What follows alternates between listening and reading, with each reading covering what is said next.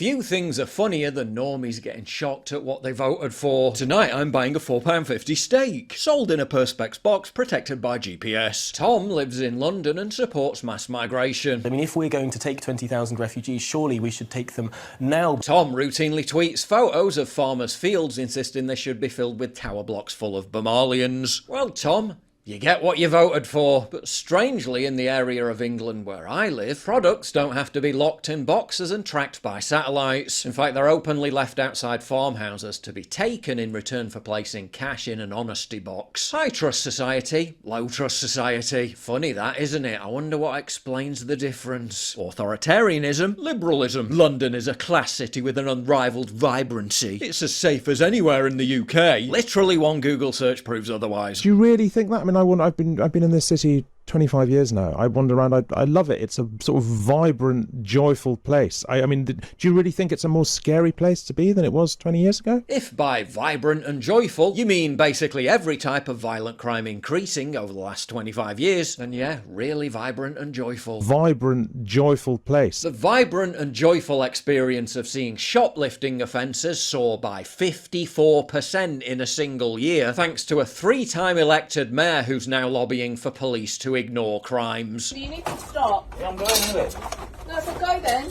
No, you need to stop. Please.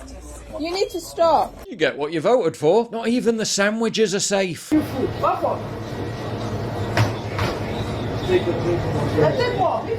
the whole fridge. Come on, take the whole fridge. You're filmed, you know that? But the sunscreen is. What do you think you're fucking doing?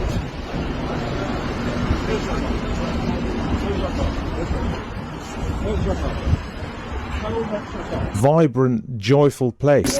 Yeah, of course. Well, I'll be doing you a favour, won't I? Yeah. Right, that'll do now. Come on.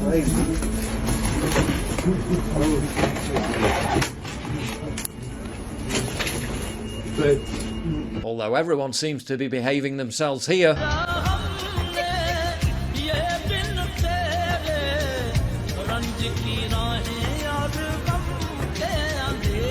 Yes, that's actually in England. Brits warned drinking water could run out in some areas in just 10 years thanks to mass immigration. The worst affected area? Cambridge, among the most liberal places in the country. You get what you voted for. Wales Online, a mouthpiece for a government that proudly brags of its mission to make Wales a nation of sanctuary for refugees and asylum seekers. Posted a story on Facebook about the youngest victim of the tragedy in Liverpool being a 9-year-old child. Then turned off the comments. See if you notice anything interesting about the names of those who reacted with laughing face emojis.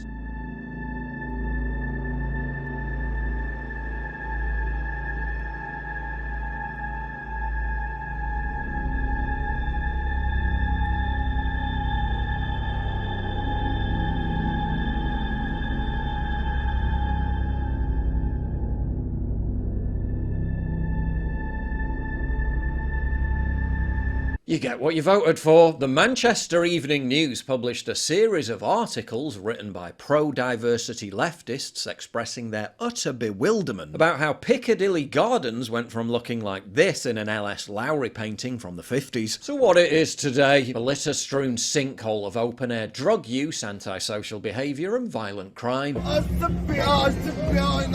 Numerous people they interviewed for the articles said it didn't used to be like this. Well, you get what you voted for. Whenever someone prominent dares to shine a spotlight on our descent into a low-trust society, they don't get applause, they get attacked. Robert Jenrick posted a viral video confronting fare dodgers on the London Underground, and leftists and the media were more angry at him. Look at the coverage. On the surface, the headlines seem almost split down the middle. The London Economic mocked the video as bizarre. National World said Jenrick was under fire for calling out criminality, illustrating how they'll craft a narrative which suits their bias, no matter the truth of how Jenrick's video was actually received. And if you don't know where your news is coming from, you might actually believe that these stories speak for the majority. Most of you won't see this in your usual newsfeed. That's why I've partnered with Ground News for years now. They're the app and website showing me the truth that most media outlets bury. By gathering perspectives from across the political spectrum and breaking down each source's political bias and financial backing, I can see how how news isn't just reported, narratives are crafted, and why. Try it for yourself at ground.news/PJW via the link below, or scan the QR code on screen. One look at their blind spot feed and you'll see how many supposedly unbiased news sources actually lean left, and why they avoid certain stories. Ground News isn't just another sponsor, it's a tool I use to show how the media manipulates you. And they're everywhere now because people are finally waking up to how broken the media is. This isn't about right versus left, it's about reality versus propaganda. So I got my viewers 40% off the same unlimited access Vantage plan I've been using. Just go to ground.news/PJW or scan the QR code on screen. That's just $5 a month to finally think for yourself. And since we've all got that one friend who only shares stories from the BBC, leave the debate and send my link instead. Ground News is independently owned and subscriber funded. Their only mission? Hold the media accountable. Be part of that fight by going to ground.news/PJW. Thousands of men are spitting on women runners. It's happened to me. 1 in 10 women say they've been spat on while running. In this exclusive investigation, Metro exposes a shocking and underreported form of street harassment that is forcing women to change the way they exercise. I was running down a very busy main road near my home,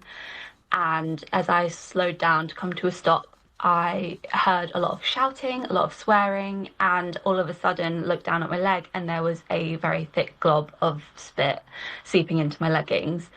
And I obviously took a second, didn't quite understand what was happening, and a man was moving towards me very aggressively, and he'd spat on me, which was traumatizing, and no one did anything, no one said anything, so I unfortunately just walked home and cried.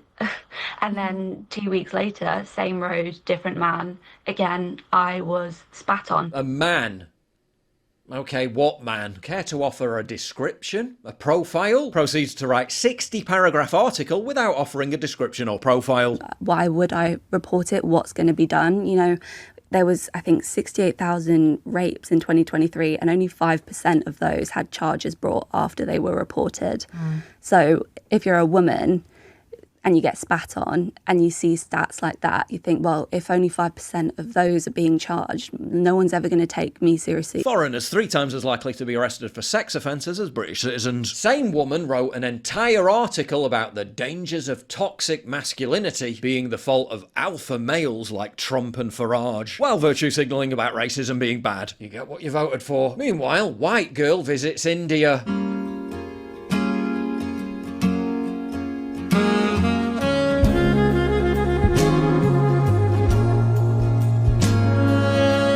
Same woman also complained about people playing music out loud on public transport and chose this video to illustrate an example.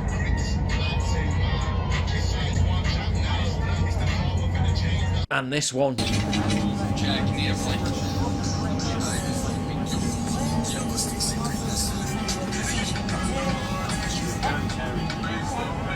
No profile of the kind of person who plays annoying music or talks out loud was provided in the article. Two persons. Individual ID preferred. One more arrange. Yeah, one more arrange, please. Ask them to come soon, huh?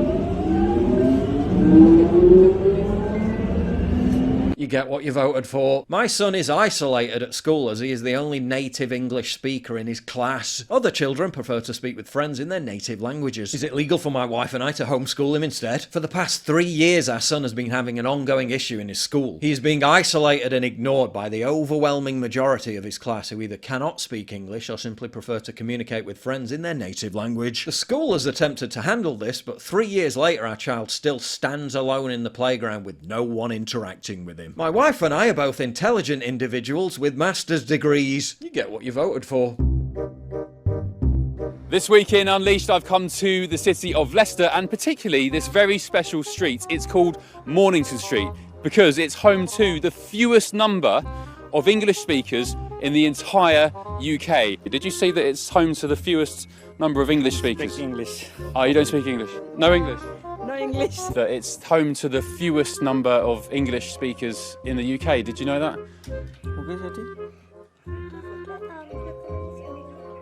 Did you live on the street? Yeah. Did Well, you? I can't speak English. Sorry? Don't speak English? Yeah. Okay. You speak English? No. No. Okay. Sorry to bother you. Ben from GB News, have you got two seconds? You speak English? No. Okay, thank you. That's in Leicester, which went from being 98% white in 1961 to just 40% white in 2021, and since 1961 has overwhelmingly elected left-wing pro-mass migration parties. They got what they voted for. If you value what I do and you want to help support me, please visit pauljosephwatson.locals.com and either pledge a one-time donation or subscribe to join my community, get early access videos, and message me directly. And exclusive live streams coming soon too. Promise. Check out the Locals link down in the description. And don't forget to take a look at the brand new website, modernity.news. That's where you'll find all my content, including exclusive articles. That's modernity.news.